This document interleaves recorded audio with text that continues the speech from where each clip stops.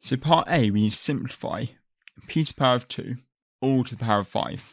Okay, so I'm going to write the general rule for this. So if we've got a to the power of something, if that's all in brackets to the power of something else, what we can say is that equals, again, a, so the same base here, but the powers, we can multiply the powers together.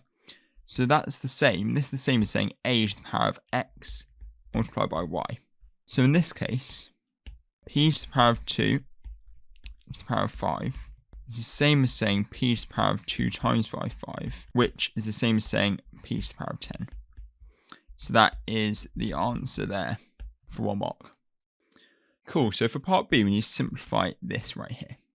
So it's going to be using a different indices rule. If, for example, I have a to the power of x divided by a to the power of y, what this is, it will be a to the power of x minus y. Okay, so we can use this to help us simplify this. The first thing I'm going to do, this divided sign is the same as writing it like a fraction. Because when you're writing something like a fraction, you're basically saying this top divided by the bottom. So I'm going to rewrite this as a fraction. We're going to have 12x to the power of 7 multiplied by y to the power of 3 all over 6x to the power of 3 y. And writing it like this, we can just see things a bit clearer. Firstly, because everything on the top is a product and everything on the bottom is a product, we can treat it like just a normal fraction, simplify it down.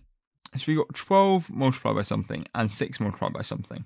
So in the same way when you're working with a fraction that's just numbers, we can see common factors and take them out of the numerator and denominator.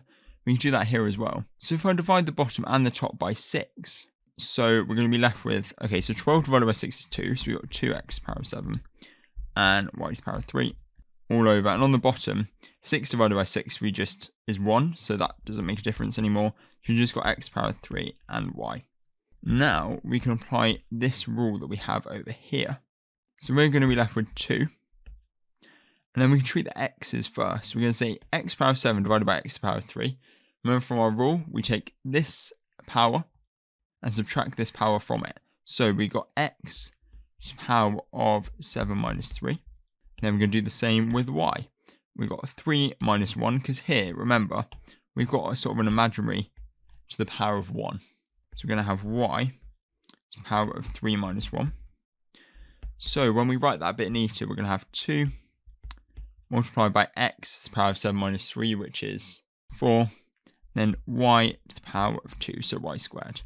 So we get our first mark, sort of for going through the working here. So as long as you cancel down one of these terms properly, then you'll get a mark. So if you made one silly mistake but got the other term, then that'd be okay, you get a mark.